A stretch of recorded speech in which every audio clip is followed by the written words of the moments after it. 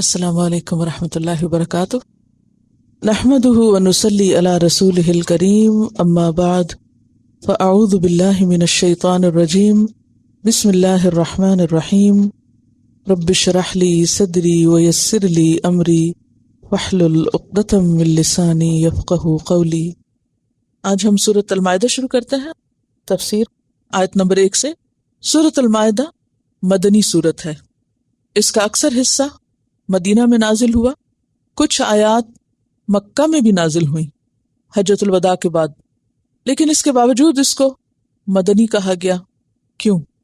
ہر وہ سورت جو ہجرت کے بعد نازل ہو، خواہ اس کا کچھ حصہ مکہ میں یا مدینہ سے باہر بھی نازل ہو، تو وہ سورت مدنی کہلاتی ہے۔ یہ سورت سورۃ الفتح کے بعد نازل ہوئی، یعنی صلح حدیبیہ کے بعد۔ اس سورت میں 120 آیات ہیں، 12,464 حروف ہیں۔ یہ سورت یا ایھا الذین آمنوا سے شروع ہو رہی ہے۔ قرآن پاک میں تقریباً 88 یعنی 88 دفعہ یا ایھا الذین آمنوا کہہ کے پکارا گیا ہے، جس میں سے 16 بار اس سورت میں خطاب کیا گیا ہے ایمان والوں سے، یعنی 88 میں سے 16 ٹائم اسی سورت کے اندر ہے۔ 10 بار سورت البقرہ میں تھا۔ قرآن پاک کی آخری آیت الیوم اکملت لکم دینکم بھی اسی سورت میں ہے۔ اسی لیے حضرت عائشہ یہ کہتی ہیں کہ سورت مائدہ آخری سورت ہے قرآن پاک کی سورتوں میں سے، لہٰذا جو کچھ تم اس میں حلال پاتے ہو اسے حلال سمجھو، اور جو اس میں حرام قرار دیا گیا ہے اس کو حرام قرار دو۔ اور اسی بنا پر یہ بات کہی گئی کہ اس سورت میں پائے جانے والے تمام احکام محکم ہیں، ان میں سے کوئی منسوخ نہیں، کیونکہ آخری سورت ہے اور اس میں خاص طور پر حلال اور حرام کے بارے میں بہت سی چیزیں ملتی ہیں، تو جو کچھ اس میں کہا گیا ہے وہ حتمی بات ہے۔ تو بسم اللہ الرحمن الرحیم، اور جیسا کہ آپ جانتے ہیں کہ بسم اللہ جو ہے بے حرف جار ہے اور اسم مجرور ہے، تو جہاں جار اور مجرور ہوتا ہے وہاں عام طور پر فعل محذوف ہوتا ہے۔ تو محذوف فعل کیا ہے؟ محذوف کا کیا معنی ہے؟ یعنی اس کا ذکر نہیں کیا، معلوم ہے لیکن لفظ میں موجود نہیں۔ تو بسم اللہ کا کیا معنی ہوتا ہے؟ اللہ کے نام سے۔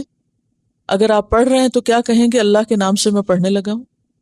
اگر آپ کھا رہے ہیں تو کیا فعل ہوگا؟ اللہ کے نام سے میں کھا رہا ہوں۔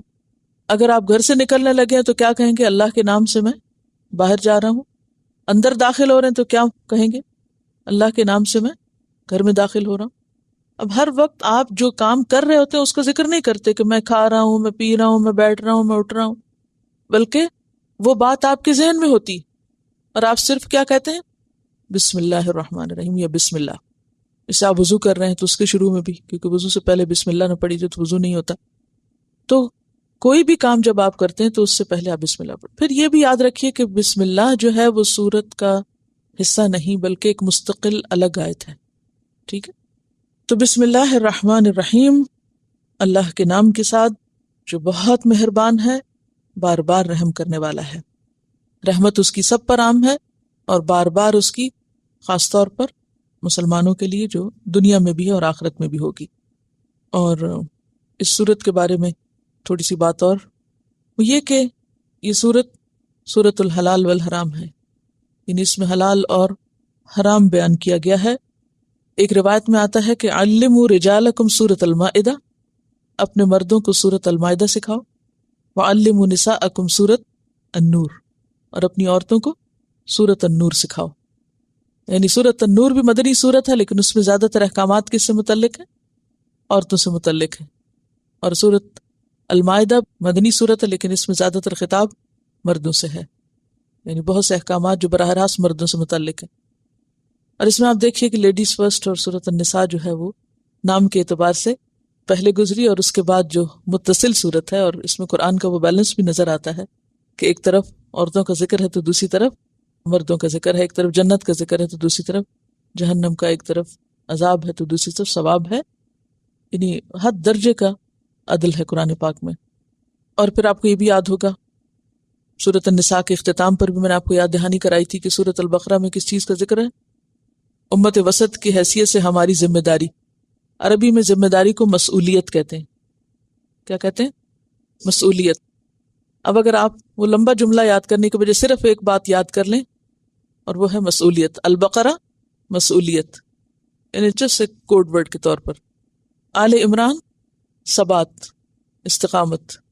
النساء العدل والرحمہ.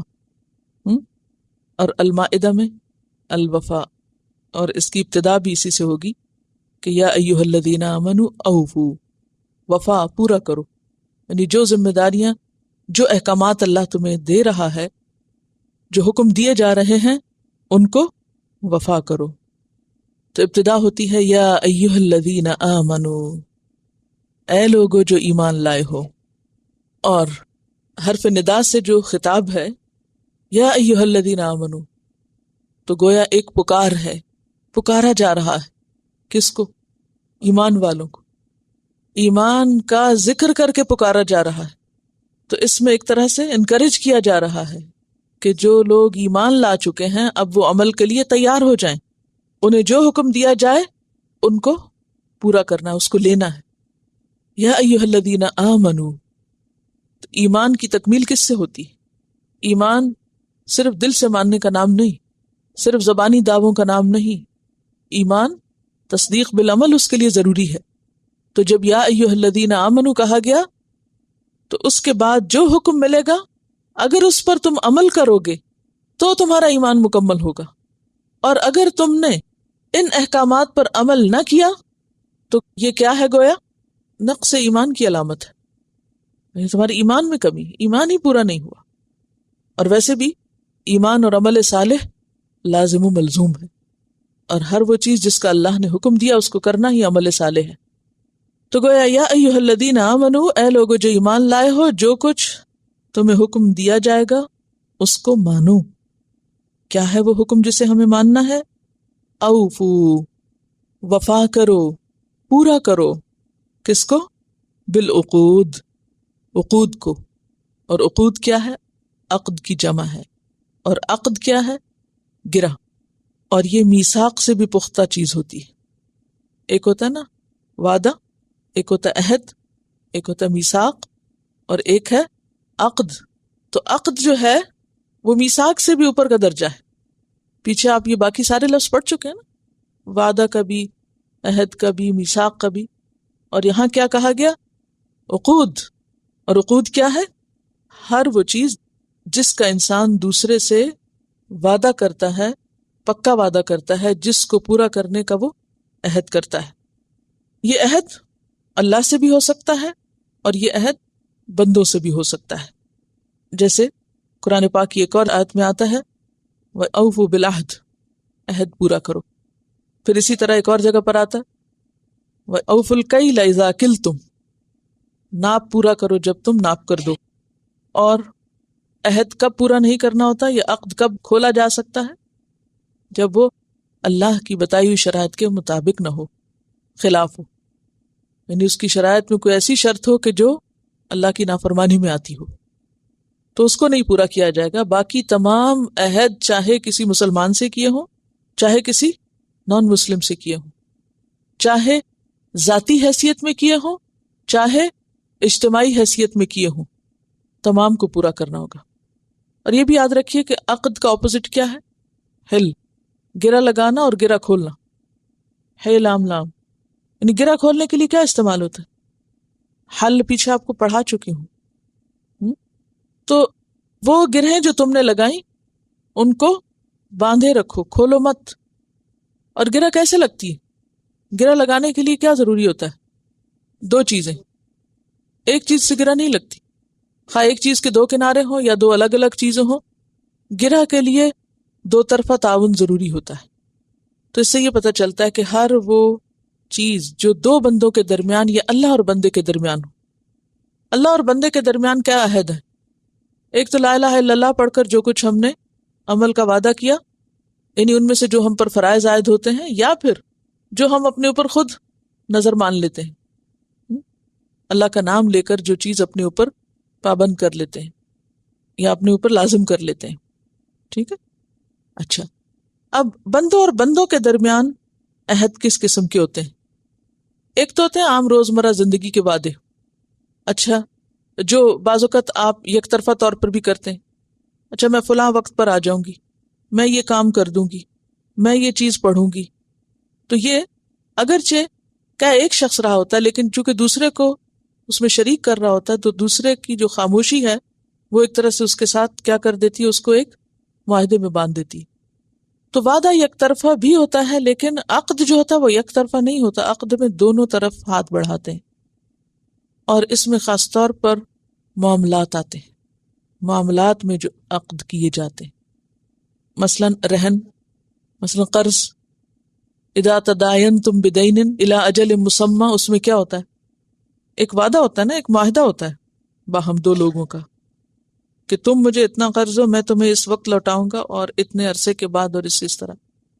پھر اسی طرح رہن جب کوئی چیز رکھی جاتی ہے کہ میری یہ چیز تم رکھ لو اور اس کے عوض اتنے پیسے مجھے دو، جب میں تمہیں یہ واپس کروں تو تم مجھے دو. یہ دو بندوں کے درمیان معاملہ ہو رہا ہے نا. پھر اسی طرح بیع، تجارتی معاہدے جو ہوتے ہیں، مثلا آپ نے کسی کے ساتھ کانٹریکٹ کیا کہ اچھا اتنے عرصے میں تمہیں فلاں چیز فراہم کروں گا اور تم اس کے عوض مجھے اتنا مال دو گے، تو کانٹریکٹ ہو جاتا ہے نا. کانٹریکٹ سائن بھی کیے جاتے ہیں. پھر اسی طرح نکاح کو تو قرآن پاک میں کیا کہا گیا؟ عقدۃ النکاح. یہ بھی ایک کانٹریکٹ ہے، سوشل کانٹریکٹ، معاہدہ ہے، جس میں دو فریق جو ہیں وہ باہم شریک ہوتے ہیں، اور اس پر اللہ کو بھی گواہ بنایا جاتا ہے اور بندوں کو بھی گواہ بنایا جاتا ہے. تو کوئی نکاح وٹنس کے بغیر نہیں ہوتا، بندوں کو بھی وٹنس بنایا جاتا ہے. اور اس میں خاص طور پر نکاح کے موقع پر جو شرائط طے ہوں ان کی پابندی لازم ہے. اوفو بالعقود، ایفا کرو، پورے کرو، وفا کرو اپنے عہد. عہد کی خلاف ورزی کس کی نشانی ہے؟ عہد کی خلاف ورزی منافقت کی نشانی ہے، جیسا کہ نبی صلی اللہ علیہ وسلم نے منافق کی علامات بتاتے ہوئے فرمایا وَإِذَا وَعَدَ أَخْلَفَ، کہ جب وہ وعدہ کرتا ہے تو خلاف کرتا ہے. تو یا ایھا الذین آمنوا کہہ کے ایمان والوں سے کیا کہا گیا؟ کہ تمہارے اندر منافقت نہیں ہونی چاہیے، تمہیں اپنے وعدے پورے کرنے چاہیے. احلت لکم، حلال کر دیے گئے تمہارے لیے. احلت، حلال کر دیے گئے، لکم، تمہارے لیے. کون ہے حلال کرنے والا؟ اللہ تعالی. تو حرام کس نے کی تھی چیزیں؟ کچھ مشرکین نے اپنے اوپر کچھ چیزیں اپنے خود ساختہ عقائد اور رسومات کی وجہ سے حرام کر لی تھی، جس میں بحیرہ، سائبہ، وسیلہ، حام، جن کی آگے سورۃ الانعام میں تفصیلات آئیں گی. تو انہوں نے ان کو بتوں کے نام پر آزاد چھوڑ دیا اور ان کا گوشت، دودھ، بال، کھال استعمال کرنا اپنے لیے حرام کر دیا. ان سارے باطل عقائد اور نظریات اور رسوم اور رواج کو ختم کیا جا رہا ہے، اور کیا فرمایا جا رہا ہے؟ احلت، حلال کر دیے گئے. وہ چیزیں جو تم نے حرام کی ہوئی تھی وہ تمہارے لیے حلال کر دی گئیں. اور کون سی ہیں وہ چیزیں؟ بہیمۃ الانعام. بہیمہ کا لفظ جو ہے بے ہے میم سے بہم، جس سے لفظ مبہم نکلا ہے. مبہم بہیمہ کہتے ہیں چار پائے کو، وہ جانور جو چار پاؤں پہ چلتے ہیں، چار پائے، پائے پیر کو کہتے ہیں، چار پائے، لیکن جو بولتے نہ ہوں. بہیمہ وہ جانور جو بولتے نہ ہو، یا ان کا بولنا جو ہے وہ سمجھ میں نہ آتا ہو، جن کو آپ بے زبان جانور کہتے ہیں. بے زبان جانور. تو ہر وہ حیوان جو بولے نہ، وہ کیا کہلاتا ہے؟ بہیمہ کہلاتا ہے. الانعام، لیکن سارے بہائم حلال نہیں. اس طرح تو بہت سے جانور بات نہیں کرتے، تو سارے بہائم حلال نہیں. تو حلال کون سے ہیں؟ الانعام. بہیمۃ الانعام حلال ہے. انعام کیا ہے؟ نعم کی جمع. نعم کس کو کہتے ہیں؟ اونٹ کو. نون عین میم، جس میں اونٹ، گائے، بکری، بھیڑ وغیرہ آتے ہیں. اس کے علاوہ ہرن، نیل گائے وغیرہ، جو ان گھریلو جانوروں سے ملتے جلتے جانور ہیں. تو جتنے بھی مویشی قسم کے جانور ہیں وہ تمہارے لیے حلال ہیں، کیونکہ اللہ نے زمین میں جو کچھ ہے وہ انسان کے لیے بنایا. اللہ یہ کہ جو چیزیں انسان کے لیے نقصان دہ ہیں ان کو استعمال کرنے سے روکا گیا، ان کو حرام کیا گیا. اللہ، مگر مگر کیا؟ ما یتلا علیکم، جو پڑھا جائے گا تم پر، یعنی جو تم کو بتایا جائے گا آئندہ آ رہا ہے۔ تو مانا کیا ہوا؟ سارے مویشی جانور تمہارے لیے حلال ہیں سوائے ان کے جنہیں اللہ نے کسی نص کے ذریعے حرام قرار دیا، اور وہ نص کہاں ہے آگے پڑھی جائے گی، بتائی جائے گی۔ غیر محل الصید، نہ حلال کرنے والے شکار کو، محلی کس سے ہے؟ محلین سے، محل یعنی حلال کرنے والے، نہیں حلال کرنے والے الصیدی شکار کو، صاد یسیدو کا مصدر ہے، اور ایک معنی ہے شکار کرنا اور دوسرا ہے شکار کیا ہوا جانور، یعنی شکار کیا ہوا جانور یا شکار کرنا نہیں حلال، وَأَنْتُمْ، اس حال میں کہ تم، واو یہاں کون سی ہے؟ حالیہ، اس حال میں کہ تم حرم، حالت احرام میں ہو، یعنی مویشی قسم کے جانور حالت احرام میں تمہارے لیے شکار کرنے جائز نہیں۔ اور حرم کا کیا معنی ہے؟ دو معنی ہیں اس کے، ایک ہے حالت احرام میں، یعنی جب تم نے احرام پہنا ہوا، اور دوسرا کیا ہے کہ وہ جو حرم کے اندر ہو۔ ہل اور حرم کا تو معلوم ہے نا آپ کو، حرم کیا ہے بتائیے؟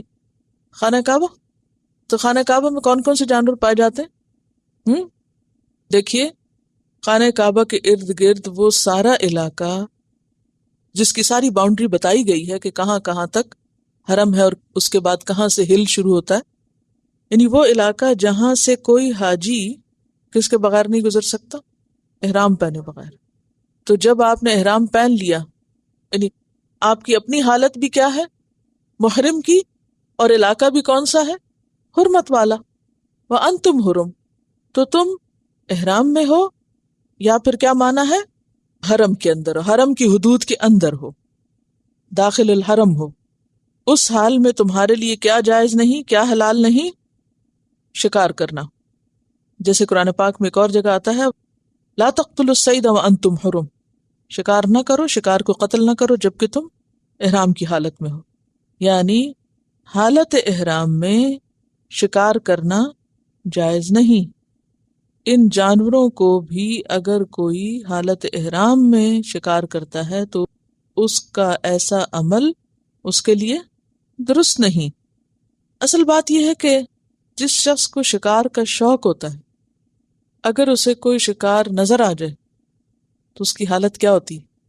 بہت ٹیمپٹیشن ہوتی ہے۔ اب آپ دیکھیں کہ لوگ احرام کیوں پہنتے ہیں، یا حاجی احرام کیوں پہنتا ہے؟ ایک خاص مقصد کے لیے پہنتا ہے نا۔ کس کام کے لیے گھر سے نکلتا ہے وہ؟ حج کے لیے یا عمرے کے لیے۔ اب اس کو ایک مخصوص لباس پہنایا گیا ہے، وہ پہن کے ایک مخصوص علاقے میں وہ جا رہا ہے۔ اب رستے میں اس کو شکار نظر آ گیا، اب اس کے پیچھے بھاگنا شروع کر دے، کیونکہ شکار آرام سے بیٹھ کے تھوڑی ہوتا ہے کہ آپ بیٹھے بیٹھے شکار کر لیں۔ شکار کے لیے کیا چاہیے ہوتا ہے؟ آلات چاہیے ہوتے ہیں، اور اس کے علاوہ وقت چاہیے ہوتا ہے۔ یہ بہت فارغ لوگوں کا کام ہوتا ہے، ہر ایک نہیں کر سکتا۔ شکار کرنے کے لیے ویپن چاہیے، اس کے لیے آپ کو طریقہ آنا چاہیے، اس کے لیے وقت چاہیے، بھاگ دوڑ چاہیے۔ اب آپ دیکھیے کہ حج پہ عموماً کوئی اکیلا اکیلا تھوڑی جاتا ہے۔ اب آپ ایک قافلے کے ساتھ جا رہے ہیں، اس میں سے چند ایسے لوگ ہیں جو بہت شکار کے شوقین ہیں، ان کو شکار نظر آ گیا، وہ اس کے پیچھے بھاگ گئے۔ اب باقی قافلہ کیا کرے گا؟ ان کا انتظار کرے گا۔ پھر آپ دیکھیں کہ جب ایک خاص باؤنڈری کے اندر آپ آ جاتے ہیں، اگر آپ کبھی حج کے قریب مدینہ سے مکہ بھی گئے تو آپ نے دیکھا ہوگا کہ جب آپ حالت احرام میں جا رہے ہو، اور بالکل آخری دنوں میں خاص طور پر، تو صرف آپ نہیں جا رہے ہوتے، کتنے لوگ جا رہے ہوتے ہیں؟ بہت لوگ جا رہے ہوتے ہیں۔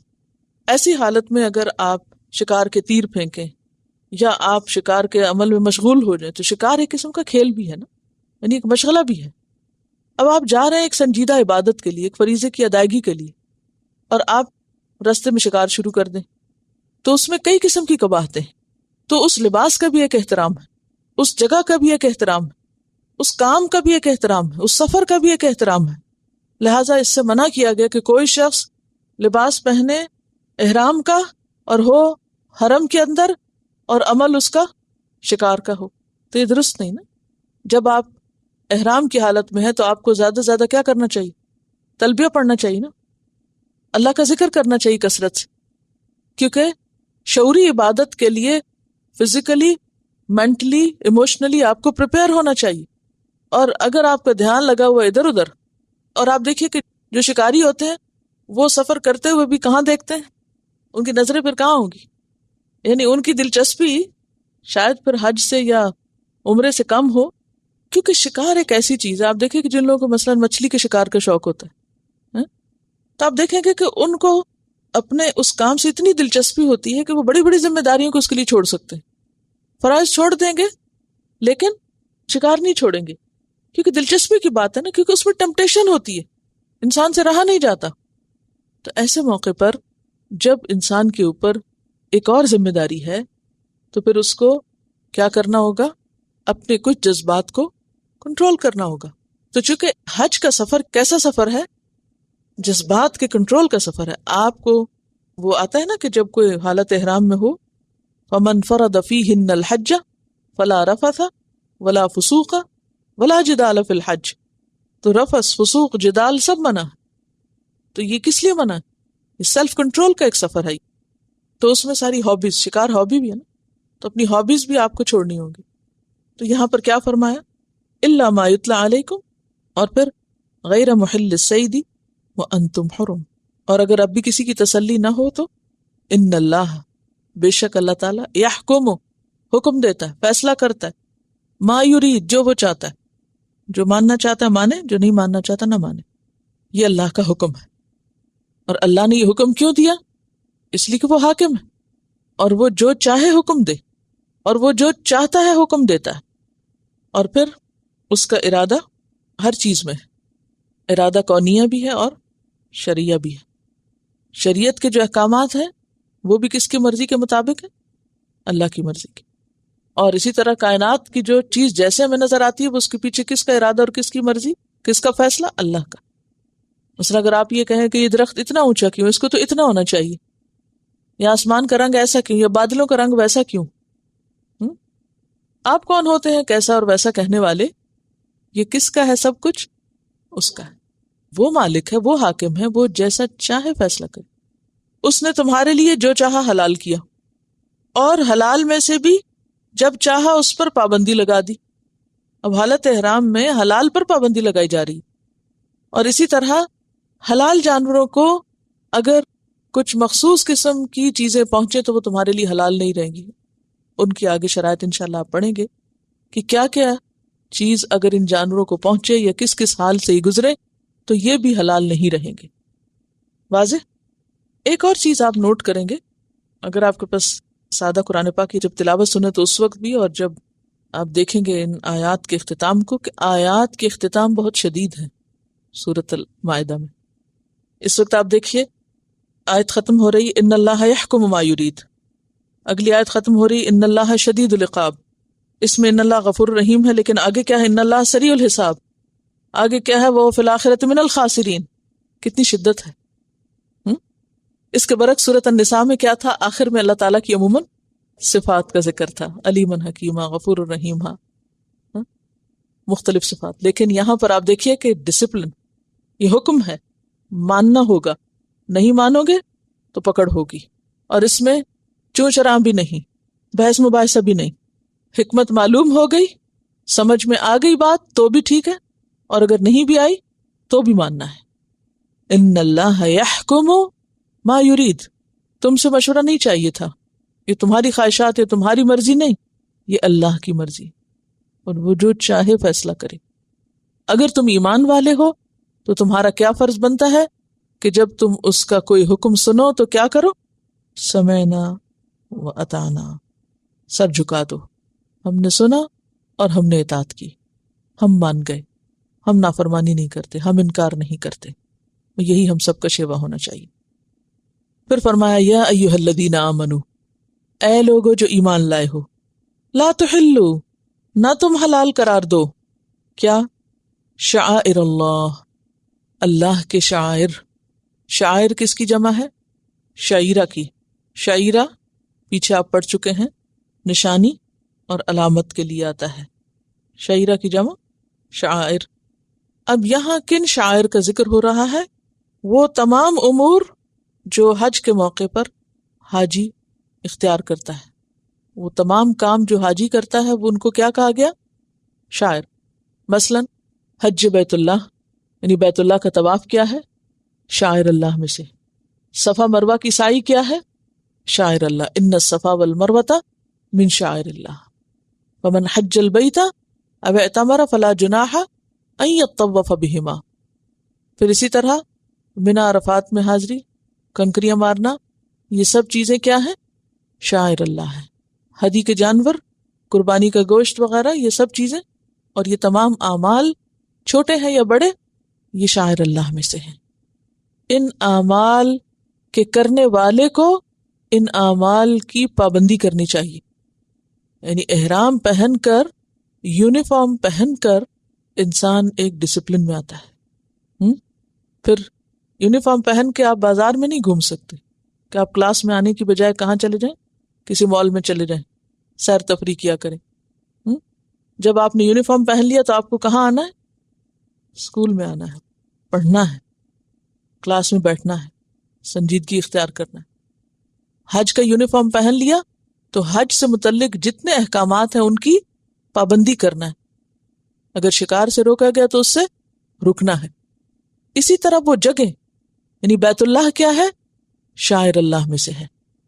ٹھیک ہے، صفا مروہ شاعر اللہ میں سے، یعنی وہ اعمال اور وہ جگہ دونوں شاعر اللہ ہیں.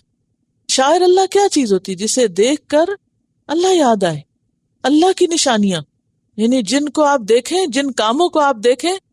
مثلا اگر آپ کسی کو حالت احرام میں دیکھیں، کبھی ایسا ہوا ہوگا کہ آپ ایئرپورٹ پہ ہوں گے اور وہاں لاؤنج میں بہت سے لوگ آپ کو احرام میں نظر آتے ہیں، ان کو دیکھ کے آپ کی آنکھیں بھی نم ہونے لگتی ہیں اور آپ کہتے ہیں ہائے کتنے خوش قسمت ہیں، یہ ادھر جا رہے ہیں اور ہم کہیں اور جا رہے ہیں. ایک حسرت آتی ہے نا. تو ان کو دیکھ کر یہ کیفیت کیوں ہوتی ہے؟ احرام والوں کو دیکھ کر دل کی کیفیت بدل جائے گی آپ کی.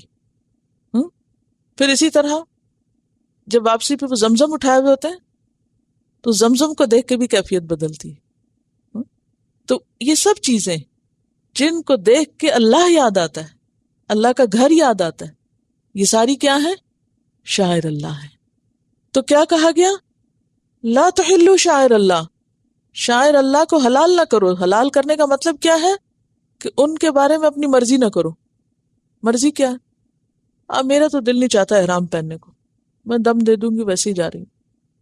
یعنی بغیر کسی شرعی عذر کے ان پابندیوں کو چھوڑنا نہیں چاہیے. پھر اسی طرح خانہ کعبہ کی حرمت، یعنی اعمال کی حرمت بھی قائم کرنی ہے. حرمت سے مراد پابندی، تعظیم اور احترام بھی ضروری ہے جو آپ وہاں کریں گے، اور ان ساری جگہوں کا احترام بھی لازم ہے. خانہ کعبہ کا احترام کیا ہے؟ اس کی طرف پاؤں نہیں کرتے، پیٹھ نہیں کرتے. ہم نے یہ چیزیں تو احترام بنائی ہوئی ہیں، ان چیزوں کی بہت پابندی کرتے ہیں، ان کو ہم صرف تعظیم قرار دیتے ہیں، لیکن جس مقصد کے لیے وہاں جاتے ہیں وہ بھول جاتے ہیں. حرم سامنے ہے، یعنی اللہ کا گھر سامنے، اور بیٹھ کے دنیا کی باتیں کر رہے ہیں. پہلے پارے میں آپ پڑھ چکے ہیں، جب خانہ کعبہ بنایا گیا تھا تو ابراہیم اور اسماعیل علیہ السلام کو کیا کہ انطہرا بیتی للطائفین والعاکفین، اس گھر کی صفائی ستھرائی، پاکیزگی، وہاں کا ادب، احترام، ساری چیزیں تعظیم میں آتی. تو شاعر اللہ سے مراد کیا ہے بتائیے؟ اگر میں آپ کو سوال دوں امتحان میں تو آپ کیا لکھیں گے؟ شاعر اللہ سے مراد کیا چیزیں ہیں؟ دیکھیے 2 لفظ یاد رکھیے، اعمال حج عمرہ، مقامات حج عمرہ. اوکے، یہ 2 لفظ لکھ لیجئے تو پھر نہیں بھولے گا. شاعر اللہ کیا ہے؟ اعمال حج عمرہ اور مقامات حج عمرہ، یہ دونوں شاعر اللہ میں سے. تو ان کو حلال نہ کرو. مقامات کو کیسے حلال کرتے ہیں؟ یعنی ان کے اندر نجاست پھینک کے، یا ان کی بے ادبی کر کے، یا وہ کام نہ کر کے جس کے لیے وہاں آپ گئے، یا پھر یہ کہ اس سے آگے بڑھ جائیں کہ آپ ان پتھروں کو چومنے لگ جائیں یا ان کو سجدہ کرنے لگیں. اچھا، اور اعمال کی بے حرمتی کیا ہے؟ حج اور عمرے کے جو کام آپ کو کرنے چاہیے ان میں کمی کریں، یا کوتاہی کریں، یا سستی کریں، یا غفلت کریں، یا جو طریقے آپ کو بتائے گئے ہیں ان طریقوں پہ چلنے کی بجائے خود ساختہ طریقے اختیار کریں. تو یہاں یہ جو کہا گیا لا تحلو، نہ تم حلال کرو، تو کیا مطلب ہے؟ یعنی اپنی مرضی نہ کرو. شاعر اللہ، اللہ کے شاعر سے متعلق یا اللہ کے شاعر کے معاملے میں یہ مراد ہے۔ ولا الشہر الحرام، اور نہ حرام مہینوں کو حلال قرار دو۔ الاشہر الحرم کون سے ہیں؟ 4 مہینے ہیں، رجب، ذوالقعدہ، ذوالحج اور محرم، ٹھیک ہے، یہ 4 مہینے۔ ان کی حرمت کیا ہے؟ ان میں جنگ نہیں کرنے اور ان میں گناہ کے کام نہیں کرنے، کیونکہ ان میں غلط کام کرنا عام مہینوں میں غلط کام کرنے سے زیادہ برا ہے، ٹھیک ہے۔ حرام مہینوں کی حرمت پامال نہ کرو، یہ مراد ہے۔ تو حرام مہینوں کی حرمت کیا ہے کہ ان میں نمبر 1 جنگ نہ کی جائے، امن قائم کیا جائے، اور نمبر 2 کیا ہے کہ ان میں زیادہ سے زیادہ نیک اعمال کیے جائیں، غلط اعمال سے بچا جائے۔ عموماً اہل عرب رجب کے مہینے میں عمرے کے لیے جاتے اور ذوالقعدہ، ذوالحج اور محرم میں حج کے قافلے جاتے اور آتے تھے۔ تو ان مہینوں کی خاص طور پر حرمت کا خیال رکھنے کے لیے کہا گیا۔ اب آپ دیکھیے کہ اس کے بارے میں آپ پیچھے بھی پڑھ چکے ہیں کہ آپ جنگ کی ابتدا نہیں کریں گے، لیکن اگر آپ پر جنگ مسلط کر دی جائے ان مہینوں میں تو دفاع کر سکتے ہیں، ٹھیک ہے۔ اور اگر جنگ طول پکڑ گئی ہے تو وہ ایک الگ بات ہے، لیکن ابتدا اور آغاز نہیں کریں گے۔ جنگ تبوک جو تھی وہ بھی حرام مہینوں میں ہوئی، اسی طرح فتح مکہ کے بعد جب آپ غزوہ حنین کے لیے گئے تو اس موقع پر بھی یہی مشکل تھی، لیکن وہ اس سے ایگزمپٹڈ ہے۔ تو حرام مہینوں کی حرمت پامال نہ کرو، گناہ کے کام نہ کرو۔ اب آپ دیکھیے کہ عام طور پر تو ہم لوگوں کو جنگ سے واسطہ نہیں ہوتا، لیکن خصوصی طور پر پھر کس چیز کی ضرورت ہے؟ گناہوں سے بچنے کی۔ اور ان مہینوں کی حرمت قرآن ہی سے ثابت ہوتی ہے۔ قرآن پاک میں آتا ہے نا، ان عدت الشہور عند اللہ 12 شہرا فی کتاب اللہ، اور منہا 4 حرم، قرآن نے خود بتایا منہا 4 حرم، ان میں سے 4 حرمت والے ہیں۔ ولل ہدیہ، اور نہ ہدی کی حرمت پامال کرو۔ ہدی کیا ہے؟ ما یہدا الی الحرم، ما یہدا الی البیت، وہ قربانی کا جانور جو حرم بھیجا جائے۔ ہر قربانی کا جانور ہدی نہیں کہلاتا، وہ مخصوص جانور جو کہاں بھیجا جائے؟ حرم بھیجا جائے، جسے حج کے موقع پر ذبح ہونا ہے۔ اب اس کی حرمت پامال نہ کرو سے مراد کیا ہے؟ مثلاً ان کا شکار نہ کیا جائے، یا یہ کہ اپنے مقام پر پہنچنے سے پہلے ان کو ذبح نہ کیا جائے۔ مثلاً آپ نے ارادہ کر لیا کہ یہ جانور حرم میں لے جا کے ذبح کیا جائے گا، اور آپ اس کو راستے میں ہی ذبح کر لیں کہ وہاں جا کے پھر دیکھیں کہ کیا ہوتا ہے۔ نہیں، جس کے اوپر آپ نے نیت اور ارادہ کر لیا، اب اس جانور کی بھی حرمت ہے، اس کو تم اس مقام پہ پہنچنے سے پہلے ذبح نہیں۔ اس کے بارے میں پیچھے بھی آپ پڑھ چکے نا، حتیٰ یبلغ الہدی محلہ، کہ ہدی کو اپنی جگہ پہنچانا ہے۔ وللقلائد، اور نہ پٹے والے۔ قلائد جو ہے قلادہ سے ہے، قلادہ کہتے ہیں گلے کی رسی کو، بٹی ہوئی رسی جو جانور کے گلے میں ڈالی جائے۔ گلے میں رسی کیوں ڈالی جاتی ہے؟ قابو میں کرنے کے لیے، اس کو پکڑنے کے لیے عام طور پر جانور کے گلے میں رسی ہوتی۔ اس کے علاوہ اس کا ایک اور مقصد بھی ہوتا تھا کہ وہ جانور جو حرم لے جائے جاتے تھے، لوگ نشانی کے طور پر ان کے گلے میں کیا ڈال دیتے؟ مخصوص چیز، مثلاً کسی درخت کی کوئی لکڑی، چھال وغیرہ، یا پرانی جوتی لٹکا دیتے۔ وہ ایک مشہور چیز تھی ان کے ہاں، اسلام سے پہلے بھی یہ رواج موجود تھا، اور اسلام کے بعد بھی اس کو منع نہیں کیا گیا، کیونکہ یہ علامتیں تھیں، نشانیاں تھیں۔ تو کہا کہ جو وہ پٹے والے جانور ہیں ان کی بھی حرمت پامال نہ کرنا۔ ان کی حرمت کیسے پامال ہوگی؟ ان کو نقصان دے کر، ان کو تکلیف پہنچا کر۔ ولا، اور نہ آمین البیت الحرام، آمین، آمین کا لفظ جو ہے یہ آمین سے الگ ہے۔ آمین جو آپ سورۃ الفاتحہ کے آخر میں پڑھتے ہیں وہ آمین ہے، اور یہ کیا ہے؟ آمین ہے، اس میں میم پہ شد ہے۔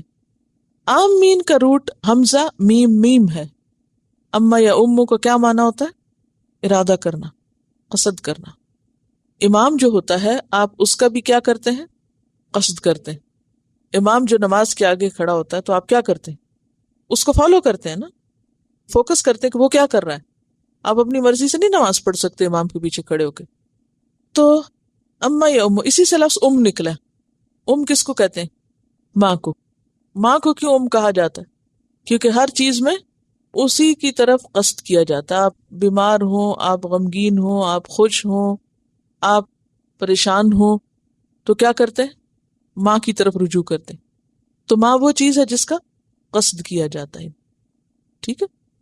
اور اسی سے لفظ کیا نکلا تھا؟ امیین. امی کون ہوتا ہے؟ ان پڑھ، جس نے صرف ماں سے سیکھا ہو. اور یہ ایک حقیقت ہے کہ ہر بچہ سب سے پہلے کس سے سیکھتا ہے؟ ماں سے ہی سیکھتا ہے. عربی کا ایک شاعر کہتا ہے الام مدرسۃ، ماں ایک مدرسہ ہے. لیکن یہ یاد رکھیے کہ ماں سے سیکھا ہوا علم کافی نہیں ہوتا. کہ کوئی شخص یہ کہے کہ میری ماں عالم تھی تو میں نے تو بہت کچھ اس سے سیکھ لیا، اب مجھے کہیں اور سے کچھ سیکھنے کی ضرورت نہیں. علم کی کوئی حد نہیں، علم میں بہت وسعت ہے. اور پھر اگر ماں علم ہی نہ رکھتی ہو یا صحیح علم نہ رکھتی ہو تو اس سے سیکھا تو بالکل بھی کافی نہیں. لیکن عام طور پر آپ نے دیکھا ہوگا کہ ہر بچہ اپنی ماں کو آئیڈیلائز کرتا ہے. ہوتا نا ایسے؟ ہر بچہ ماں کو آئیڈیلائز کرتا ہے، ماں باپ کو بڑی چیز سمجھتا ہے. اور خاص طور پر جب چھوٹا ہوتا ہے، میچور ہوتا ہے، تو وہ ہر چیز میں کس کو دیکھتا ہے؟ یعنی اب دیکھیں نا، جیسے چکس ہیں، چوزے ہیں، تو وہ بھی کوئی خطرہ خوف ہو تو کس کی طرف بھاگتے ہیں؟ ماں کی طرف بھاگتے ہیں. کیا سوچ کے کہ ہماری ماں بڑی چیز ہے، وہ پروٹیکٹ کر سکتی. اسی طرح انسان کے بچے بھی کیا سمجھتے ہیں؟ کہ ہماری ماں کو سب پتہ ہے، ہر بات آتی ہے. یہ ان کا خیال ہوتا ہے نا. اور پھر بعض اوقات صرف ماں کا سیکھا ہوا ہی کافی سمجھتے ہیں. جبکہ امیین کون ہے؟ جو صرف ماں سے سیکھے ہوئے، وہ اہل علم میں شمار نہیں ہوتے، الا یہ کہ واقعی کوئی فارملی کچھ علم حاصل کیا ہو. تو علم جو ہے اس کے لیے سفر بھی ضروری ہوتا ہے، علم کے لیے مشقت بھی ضروری ہوتی ہے. مشقت، تکلیف اٹھانا. گھر بیٹھ کے علم حاصل نہیں کیا جا سکتا، کافی نہیں ہوتا. اس کے لیے ایک دوسرے سے انٹریکشن، ایک دوسرے سے سیکھنا، علم کے لیے سفر، یہ مسلمانوں کی ایک خاص خصوصیت رہی، امتیازی خصوصیت رہی ہے کہ انہوں نے علم کے لیے سفر کیا، علم کے لیے ہجرت کی. تو یہاں پر آمینہ سے مراد ہیں قصد کرنے والے، ارادہ کرنے والے. البیت الحرام، بیت الحرام کا. کون ہے یہ قصد کرنے والے بیت الحرام کا؟ کس کام کے لیے؟ حج کے لیے یا عمرہ کرنے کے لیے؟ مراد ہے حاجی یا معتمر. حج یا عمرہ کرنے والے جو جا رہے ہوں ان کو تم نقصان نہ دینا، ان کی حرمت پامال نہ کرنا، یعنی ان کو پکڑا نہ جائے، ان کے قافلے نہ لوٹے جائیں. پہلے زمانے میں خاص طور پر سفر کیسے ہوتے تھے؟ خطرے سے خالی نہیں ہوتے تھے. کیسے ہوتے تھے سفر؟ بہت خطرناک ہوتے تھے، قافلے لوٹ لیے جاتے تھے. تو پھر اس کا یہ مطلب نہیں کہ باقیوں کو تم لوٹ لینا، یعنی باقیوں کو لوٹنا بھی جرم ہے، لیکن حاجیوں کو لوٹنا اور حاجیوں کی جیبیں کاٹنا، اب وہ حرمتیں تو پامال اس طرح شاید نہیں ہوتی کہ قافلے لوٹے جائیں، لیکن اب بھی اللہ کے گھر میں، مسجد کے اندر بہت سے لوگوں کی جیبیں کٹ جاتی ہیں، چوریاں ہوتی ہیں. انتہائی ناپسندیدہ چیز ہے. اور خاص طور پر یہاں پر منع کیا جا رہا ہے کہ جو لوگ بیت اللہ شریف کا ارادہ کریں، قصد کریں، ان کی حرمت پامال نہ کرو، ان کی تم کیا کرو؟ عزت احترام کرو. وہ کس لیے نکلے ہیں؟ یبتغون، وہ چاہتے ہیں، فضلا من ربہم، فضل اپنے رب کی طرف سے، یعنی دنیا اور آخرت کا فضل چاہتے ہیں. فضل کیا ہوتا ہے؟ حق سے زیادہ. وہ اللہ کے فضل کے متلاشی ہیں، اللہ کا فضل چاہتے ہیں. ورضوانا، اور اللہ کی رضا چاہتے ہیں. رضوان اور رضوان دونوں طرح پڑھا جاتا ہے، رضوان اور رضوان بھی، یعنی دونوں قرأتیں ہیں. وہ اللہ کی رضا چاہتے ہیں. تو اس سے کیا پتہ چلتا ہے کہ حج کا سفر کس لیے ہونا چاہیے؟ اخلاص کے ساتھ اللہ کی رضا چاہنے کے لیے. اخلصوا دینہم للہ، اس میں شہرت کی طلب نہیں ہونی چاہیے، حاجی کہلوانے کا شوق نہیں ہونا چاہیے. اور اس سے یہ بات بھی پتہ چلتی ہے کہ اللہ کا فضل چاہنا کوئی بری بات نہیں ہے. آپ نے سنا ہوگا کہ بعض لوگ کہتے ہیں کہ بس عبادت اس لیے نہ کرو کہ ثواب ملے. ثواب کی لالچ نہیں ہونی چاہیے. کبھی سنا آپ نے؟ عبادت برائے عبادت ہونی چاہیے. معلوم نہیں آپ نے سنا یا نہیں سنا نا.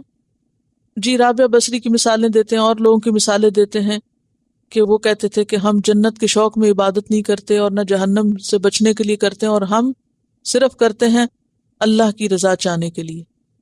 لیکن یہ خیال باطل ہے، ناپسندیدہ ہے، کیونکہ یہ قرآن کی نص کے خلاف ہے.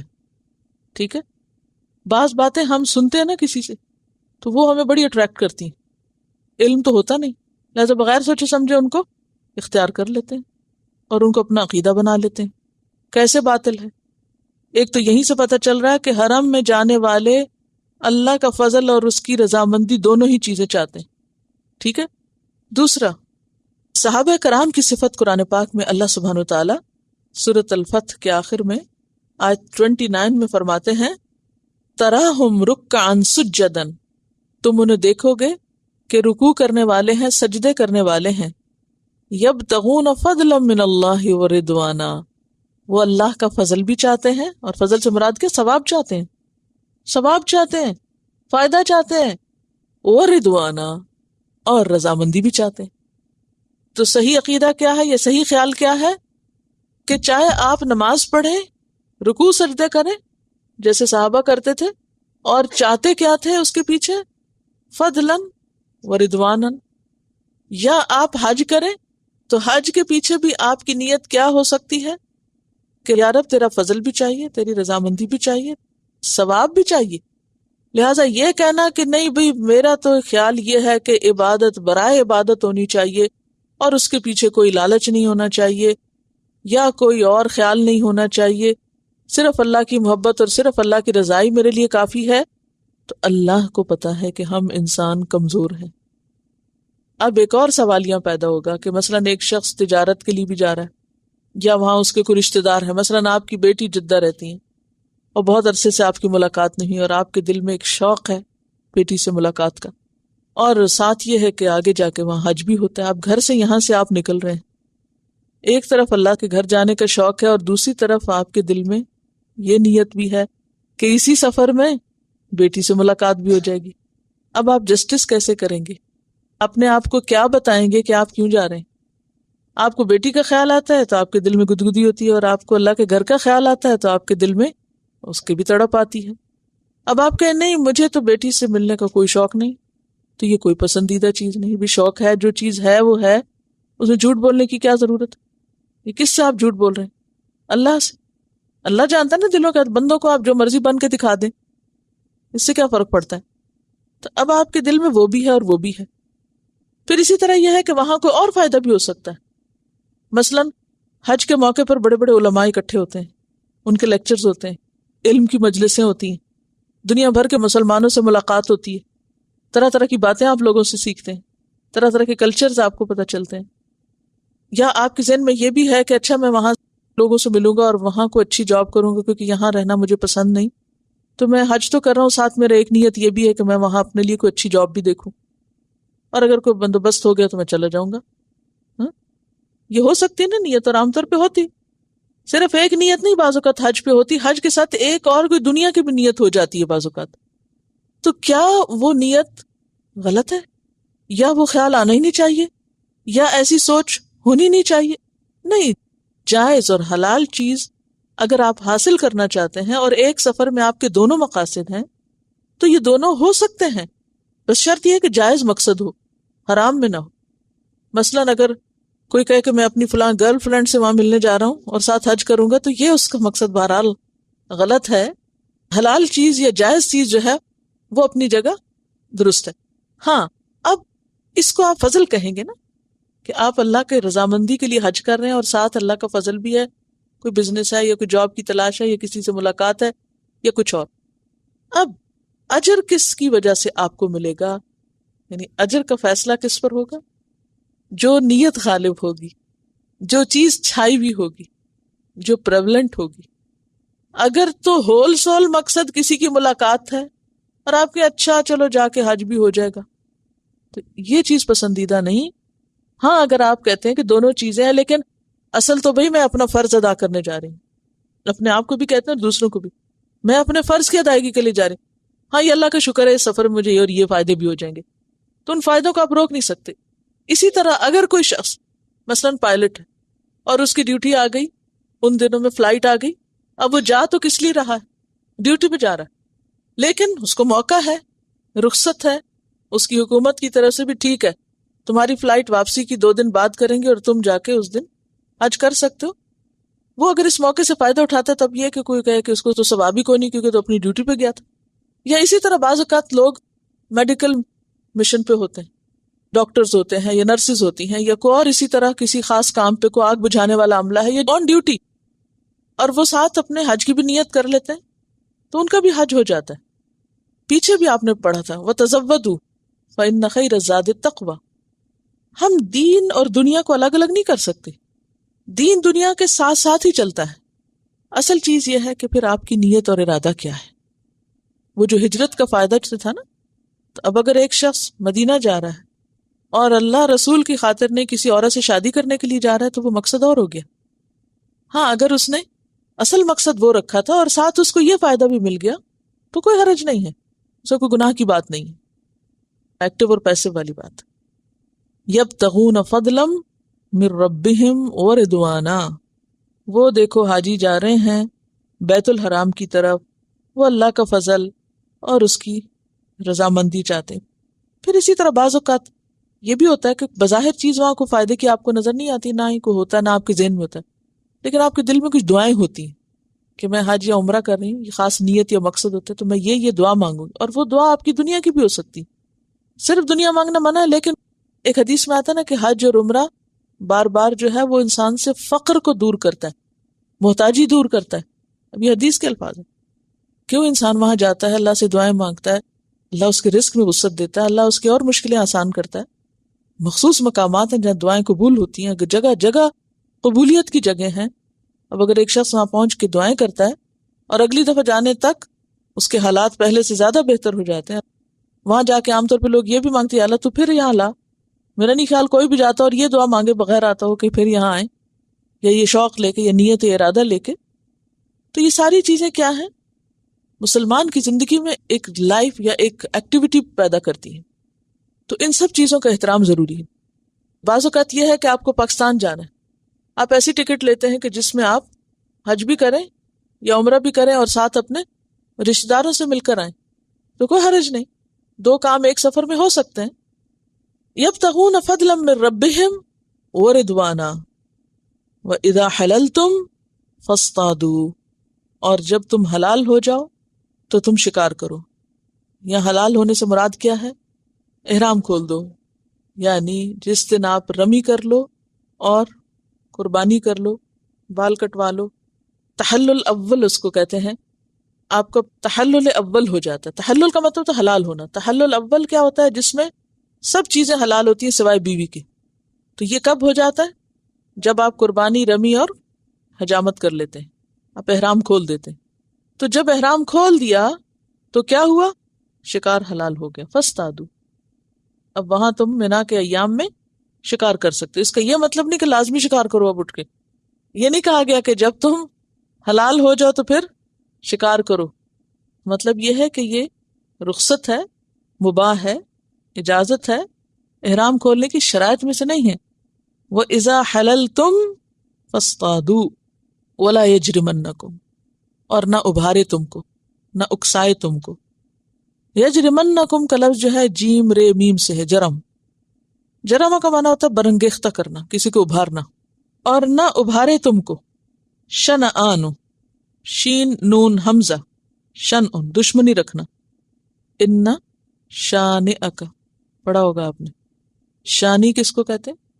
دشمن کو. شانئ تو شنآن دشمنی. نہ ابھارے تم کو دشمنی قومن کسی قوم کی، ان کے صدو انہوں نے روکا، کم تم کو، ان المسجد الحرام مسجد حرام سے، ان تعتدو کہ تم بھی زیادتی کرو. عام طور پر ہوتا یہ ہے کہ جب انسان کہ دل میں کسی کے لیے نفرت یا عداوت یا دشمنی ہوتی ہے تو وہ صرف دل کی حد تک نہیں رہتی، کیا ہوتا ہے؟ عمل میں آ جاتی، عمل میں ظاہر ہوتی۔ عمل میں کیسے ظاہر ہوتی؟ کہ انسان اس کے خلاف بات شروع کر دیتا ہے، یا پھر کیا ہوتا ہے کہ انسان ہاتھ اٹھا لیتا ہے یا کوئی بھی طریقہ اختیار کرتا ہے۔ اب جیسا کہ آپ کو معلوم ہے کہ صلح حدیبیہ کے موقع پر جب مسلمان عمرہ کرنے کے لیے نبی صلی اللہ علیہ وسلم کے ساتھ تشریف لے گئے تھے تو مشرکین مکہ نے کیا کیا تھا؟ راستہ روک دیا تھا، عمرہ کیے بغیر مسلمان واپس آئے تھے جب صلح حدیبیہ ہوئی، اور جس کا ذکر سورۃ الفتح میں آتا ہے، اور جیسے کہ پہلے میں نے عرض کیا کہ یہ سورت کب نازل ہوئی ہے؟ الفتح کے بعد نازل ہوئی، اور اس میں تفصیل سے آتا ہے کہ کس طرح انہوں نے روکا اور پھر کن شرائط پر مسلمانوں نے صلح کی، اور مسلمانوں کا اس وقت حال کیا تھا اور کتنے غمگین تھے، اور بڑے بڑے صحابہ کرام بھی اس وقت ایک شدید صدمے کی حالت میں تھے، شوق میں تھے، اور وہ ان شرائط کو قبول کرنے کے لیے تیار نہیں تھے۔ لیکن نبی صلی اللہ علیہ وسلم نے چونکہ خود ان کو قبول کیا تو پھر آپ کے اتباع میں باقی لوگوں نے بھی کیا، تو وہ جو صدمہ تھا، وہ جو حادثہ تھا، وہ مسلمانوں کے دل میں بہت گہرا تھا۔ اور اس میں آپ دیکھیے کہ اگر آپ کبھی جا رہے ہوں عمرے کے لیے اور آپ کو ویزا نہ ملے تو آپ سعودیوں کے خلاف کتنی باتیں کرتے ہیں، کوئی کسر نہیں چھوڑتے پھر اگلی پچھلی۔ تو اب آپ سوچیں کہ انہوں نے جب ان کو قریب پہنچ کے چند میل کے فاصلے سے سب کو واپس بھیج دیا تو کیا حال ہوا ہوگا دل کا۔ ایسے میں پھر کیا ہوتا ہے کہ انسان جائز ناجائز ساری باتیں زبان سے نکالتا۔ اللہ تعالیٰ فرماتے ہیں وَلَا يَجْرِمَنَّكُمْ شَنَآنُ قَوْمٍ أَن صَدُّوكُمْ عَنِ الْمَسْجِدِ الْحَرَامِ أَن تَعْتَدُوا، وہ زیادتی کرے تو تمہیں زیادتی کا حق نہیں، ان کی زیادتی تمہیں زیادتی پر مجبور نہ کر دے۔ صدوکم، انہوں نے روکا تم کو، ان المسجد الحرام، مسجد حرام سے، اور مسجد حرام سے مراد خانہ کعبہ اور اس کے ارد گرد کی مسجد اور پھر جو چیز اس کے تابع ہے۔ اور یہاں مسجد حرام سے روکنے سے مراد کیا ہے؟ یعنی عمرے سے روکا، ان تعتدوا، کہ تم زیادتی کرو، یعنی کسی کی زیادتی کے خلاف زیادتی نہیں کرنی چاہیے، ہاں اتنا بدلہ جائز ہے۔ وتعاونوا، اور تعاون کرو آپس میں، علی البر والتقوی، نیکی اور تقوی کے کاموں میں۔ تعاون کا روٹ کیا؟ عین واو نون، تعاون دو طرفہ ہوتا ہے، ٹھیک ہے، باب تفاعل ہے، ایک دوسرے کی مدد کرو، کس پر؟ علی البر، نیکی پر، مراد ہے اللہ کی اطاعت کے کام۔ نیکی کس کو کہتے ہیں؟ لن تنالوا البر حتی تنفقوا، پیچھے پڑ چکے بر، اطاعت کے کام جو ہے، اور بر وسیع نیکی کو کہتے ہیں نا۔ تو اس میں بہت وسعت ہے، نیکی کے جتنے بھی کام ہیں ان پر ایک دوسرے سے تعاون کرو، یعنی اللہ کی فرمانبرداری کے کاموں میں ایک دوسرے کے مددگار بن جاؤ۔ والتقوی، اور تقوی کے کاموں میں۔ تقوی کیا ہے؟ اللہ کے عذاب سے بچنے کے لیے گناہوں کو چھوڑنا، محرمات کو چھوڑنا۔ چونکہ نیکی الگ آ گیا نا، اس لیے وہ نیکی والا حصہ میں یہاں نہیں لگا رہی، ٹھیک ہے؟ چونکہ بر الگ آ گیا نا، تو یہاں تقوی پھر کیا ہوگا؟ ترک محرمات، محرمات کو چھوڑنا، حرام کی چیزوں کو چھوڑنا۔ ولا تعاونوا، اور نہ تم تعاون کرو، خواہ کوئی مدد مانگے بھی تو نہ مدد دو، کس پر؟ علی الاثم، گناہ پر۔ اسم کس کو کہتے ہیں؟ اللہ کے حقوق میں کمی کو۔ حقوق اللہ میں کمی کیا ہے؟ اسم۔ والعدوان، اور زیادتی، کس پر؟ بندوں پر۔ اور بندوں کے حقوق میں کمی کیا ہے؟ بندوں پہ زیادتی۔ تو کیا کہا گیا؟ تعاون کرو نیکی اور تقوی پر، اور نہ تعاون کرو کس پر؟ گناہ اور زیادتی پر۔ یعنی اگر کوئی شخص کسی پہ ظلم کر رہا ہو، کسی کا حق مار رہا ہو، تو تم اس کی مدد نہ کرو، خواہ وہ تمہیں مدد کے لیے بلائے۔ جیسے حضرت موسیٰ علیہ السلام کو دوسرے دن جب اس قبطی نے بلایا، بنی اسرائیلی نے بلایا، تو انہوں نے حامی نہیں بھری اس کی مدد کرنے کی۔ پہلے دن تو لا علمی میں کر گئے اور دوسرے دن تعاون نہیں کیا۔ تو جب پتہ چل جائے کہ کوئی شخص غلط کام کر رہا ہے تو نہ اس کو انکریج کرنا چاہیے، نہ مشورہ دینا چاہیے، نہ اس کی ہاں میں ہاں ملانی چاہیے۔ وَلَا تَعَاوَنُوا عَلَى الْإِثْمِ وَالْعُدْوَانِ، خواہ کوئی اللہ کے حق میں کمی کر رہا ہو یا بندوں پہ زیادتی کر رہا ہوں، خواہ کوئی مدد مانگے یا نہ مانگے. نیکی کے کام میں بھی یہی شرط ہے کہ کوئی مدد مانگے یا نہ مانگے، جو آپ کر سکتے ہیں خیر میں تعاون آپ کر دیں. اور اس میں یہ نہیں کہ مخصوص محدود چند ایک نیکیوں پر تو آپ تعاون کریں اور باقیوں کو چھوڑ دیں. ہر قسم کی نیکی اس میں آ جاتی ہے. اور نیت کیا ہونی چاہیے نیکی پر تعاون میں؟ اللہ کی رضا پانا، ثواب پانا. کیونکہ عام طور پر ہم کب تعاون کرتے ہیں کسی کے ساتھ؟ جب کوئی ہمارا ذاتی مفاد ہو یا ہمیں اس پر کوئی فائدہ حاصل ہو رہا ہو، پھر تو ہم مدد کریں گے. اور اگر ہمارا کوئی ذاتی فائدہ نہیں تو پھر اللہ واسطے کی مدد نہیں کریں گے ہم. تو یہاں کیا کہا جا رہا ہے کہ جب تمہیں کوئی ذاتی فائدہ ہو رہا ہو تو مدد کیا کرو. نہیں، نیکی پر تعاون، نیکی پر ایک دوسرے کا ساتھ دینا، ایک دوسرے کی مدد کرنا، ایک دوسرے کو سپورٹ کرنا، ایک دوسرے کو انکریج کرنا، ایک دوسرے کو آگے بڑھانا، یہ کیا ہے؟ صرف دوسرے کا فائدہ نہیں، اپنا بھی ہے. اور پھر آپ دیکھیے کہ اکیلا انسان ایک نیکی کرتا ہے، اور جب ٹیم ورک ہوتا ہے، مل جل کے آپ کام کرتے ہیں تو وہ زیادہ مفید ہوتا ہے، زیادہ بڑا کام ہوتا ہے. اکیلے کام جو ہیں وہ چھوٹے کام ہوتے ہیں، اور مل جل کر کیے جانے والے کام ہی دراصل بڑے کام ہوتے. بہت سے لوگوں کے اندر اتنا حوصلہ نہیں ہوتا. کس بات کا؟ کہ دوسروں کو ساتھ لے کر چلیں، یا دوسروں کا تعاون کریں، یا دوسروں سے تعاون لے لیں. کچھ لوگ نہ تعاون کرتے ہیں اور نہ تعاون چاہتے ہیں، اور یہ صریحاً قرآن کے حکم کے خلاف ہے. حکم کیا ہے؟ تعاون کرو بھی اور تعاون لے بھی لو. واتقوا اللہ، اور اللہ سے ڈرو. ان اللہ شدید العقاب، بے شک اللہ سخت سزا دینے والا ہے. شدید العقاب، سخت سزا دینے والا ہے. یہ کیوں کہا گیا؟ عقاب کا کیا معنی ہوتا ہے؟ مواخذہ کرنا، پکڑنا. اصل بات یہ ہے کہ اللہ کا خوف ہی انسانوں کے معاملات کو درست رکھتا ہے. انسان اللہ کے ڈر سے غلط کاموں سے بچتا ہے. چونکہ بہت شدید صورت ہے، اس لیے اس کو سمجھنا بھی بہت ضروری ہے. تھوڑی مشکل ہے سمجھنے میں بھی، تو اس لیے میں چھوٹے چھوٹے 2-4 سوال آپ سے کروں گی تاکہ مجھے پتہ چلے کہ آپ نے بات سمجھی ہے کہ نہیں. بہیمۃ الانعام سے مراد کون سے جانور ہے؟ بہیمۃ الانعام کہا گیا، انعام ساتھ ہے. جو پائے کی قسم کے جو مویشی جانور ہیں وہ مراد ہیں، جو گھاس کھاتے ہیں اور جو شکار نہیں کرتے. اس کی وضاحت مزید ایک حدیث سے بھی ہوتی ہے. نبی صلی اللہ علیہ وسلم نے ہر کچلی والے درندے کے کھانے سے منع کیا ہے. کچلی والا کیا ہوتا ہے؟ یعنی جو اپنے دانتوں سے شکار کرتا ہے، وہ نہیں کھا سکتے. پھر اسی طرح آپ نے ہر شکاری پرندے کو بھی حرام کیا ہے، یعنی وہ پرندہ جو دوسرے جانوروں کا شکار کر لیتا ہے ان کو بھی نہیں کھا سکتے. تو بیسیکلی جو جانور گھاس کھاتے ہیں، نرم چال چلتے ہیں اور شکار دوسرے جانوروں کا نہیں کرتے، وہ اس سے مراد ہیں. گھریلو جانوروں میں سے کون سے ہیں؟ جیسے اونٹ، گائے، بکری، بھیڑ. بھینس بھی پھر اسی قسم میں آ جاتی کیونکہ وہ اسی قسم میں آ گئے نا، بہیمۃ الانعام میں سے آ گئے. اور وہ جو عام طور پر گھروں میں نہیں ہوتے، جنگل وغیرہ میں ہوتے، جیسے ہرن ہے، نیل گائے ہے، ٹھیک ہے. اور اسی قسم کے جانور جو ان شرائط پر پورے اتریں، جو خود شکار نہ کریں، ٹھیک ہے. اور درندوں کو گوشت نہ کھائیں، گوشت خوار نہیں بلکہ وہ کیا ہوں؟ گھاس کھانے والے ہوں. الا ما یتلی علیکم غیر محل الصید وانتم حرم. غیر محل الصید کا کیا مطلب ہے؟ کہ صید کو، یعنی کس کو؟ شکار کو یا شکار کے کرنے کو بھی تم حلال نہ سمجھو. کب؟ حالت احرام میں. تو گویا محرم نہ خود شکار کر سکتا ہے اور نہ ہی کسی شکار کرنے والے کی مدد کر سکتا ہے. یہ بات ایک حدیث میں بھی اچھی طرح واضح ہوتی ہے. حضرت ابو قتادہ فرماتے ہیں کہ ہم حدیبیہ کے سال آپ صلی اللہ علیہ وسلم کے ساتھ روانہ ہوئے اور اپنے چند ساتھیوں سمیت جو احرام باندھے تھے پیچھے رہ گئے.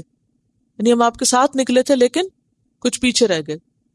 ابو قتادہ احرام میں نہیں تھے، انہوں نے احرام نہیں باندھا تھا. ان احرام باندھے ہوئے ہمراہیوں نے ایک گور خر کو دیکھا، یعنی نیل گائے کو دیکھا، جس پر ابو قتادہ کی نظر نہ پڑی. انہوں نے بھی ابو قتادہ کو شکار کے متعلق کچھ نہ بتایا. یعنی احرام والوں نے دیکھ لیا کہ وہ شکاری جانور جا رہا ہے، لیکن جو احرام میں نہیں تھے انہوں نے نہیں دیکھا. اب کیا ہونا چاہیے تھا؟ وہ خود تو نہیں کر سکتے تھے، کیا بتا سکتے تھے اچھا دیکھو وہ جا رہا ہے، تم تو نہیں احرام میں، تم جاؤ؟ یہ بھی نہیں کر سکتے تھے. لہٰذا وہ تعاون نہیں کرنا نا، تو بتا بھی نہیں سکتے تھے. ابو قتادہ کی اپنی نظر نہیں پڑی، یہاں تک کہ ابو قتادہ کی نظر خود اس پہ جا پڑی، یعنی کسی نے کچھ نہیں بتا. اب یہ آپ دیکھیں نا کہ یہ کتنی زیادہ سیلف ڈسپلن کی بات ہے کہ ایک شکار سامنے سے جا رہا ہے، اور ظاہر ہے کہ مردوں میں ایسے لوگ بھی موجود ہوں گے جو شکار کرتے ہوں گے یا ان کو شوق ہوگا، اور عرب تو جیسے کہ آپ جانتے ہیں کہ ان کا گزران بھی عام طور پر بادیہ وغیرہ میں ان چیزوں پر ہوتا تھا، اور وہ کہ جو شکار کے ماہر بھی ہوں وہ سب دیکھ کے بولیں بھی نہ ایک لفظ زبان سے، آنکھ سے بھی اشارہ نہ کرے، کوئی کلو بھی نہ دے، اپنی کسی حرکت سے بھی ظاہر نہ کرے. بعض اوقات ایسا ہوتا ہے نا جس کو راز کی بات ہوتی ہے، ہم منہ سے تو نہیں کہتے لیکن ہم ہنسنا شروع کر دیتے ہیں یا کسی اور طرح سائن دے دیتے ہیں، انڈیکیشن دے دیتے ہیں. تو اب یہاں پر آپ دیکھیے کہ کتنا زبردست سیلف ڈسپلن ہے کہ کوئی انڈیکیشن بھی نہیں، یہاں تک کہ ان کی خود نظر پڑی. وہ اپنے گھوڑے پر جس کا نام جرادہ تھا سوار ہوئے، اپنے ساتھیوں سے کہا ذرا میرا کوڑا مجھے پکڑاؤ. انہوں نے کوڑا دینے سے بھی انکار کر دیا کہ چونکہ تم یہ کوڑا پکڑ کے شکار کرو گے تو ہم تمہیں یہ بھی نہیں دیں گے. آخر ابو قتادہ گھوڑے سے پھر اترے اور نیچے اتر کے اپنا کوڑا اٹھایا اور اس پہ حملہ کیا اور اس کو زخمی کر کے اس جانور کو نیچے گرا دیا، اور پھر اس میں سے خود بھی کھایا اور اپنے ساتھیوں کو بھی دیا جو احرام باندھے ہوئے تھے. پھر یہ لوگ آپ صلی اللہ علیہ وسلم سے جا کر ملے تو آپ نے فرمایا کیا اس شکار کا کچھ گوشت باقی ہے؟ ابو قتادہ نے کہا ایک ران. تو آپ نے وہ لی اور اس میں سے کھایا.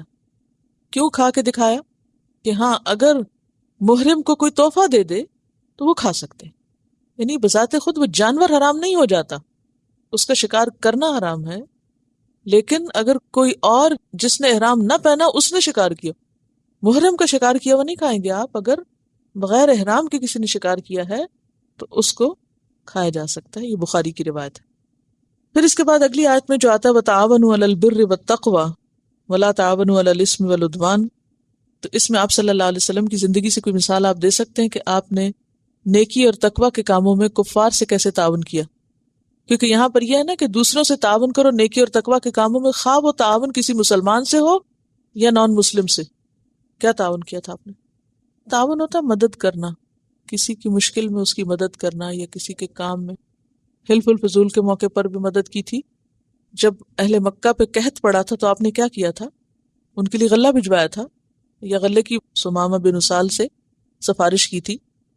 اور حلف الفضول کے بارے میں آپ فرماتے تھے کہ اگر اس معاہدے کے مقابلے میں مجھے سرخ اونٹ دیے جاتے تو میں نہ لیتا، اگر آج بھی مجھے کوئی ایسے معاہدے کے لیے بلائے تو میں حاضر ہوں.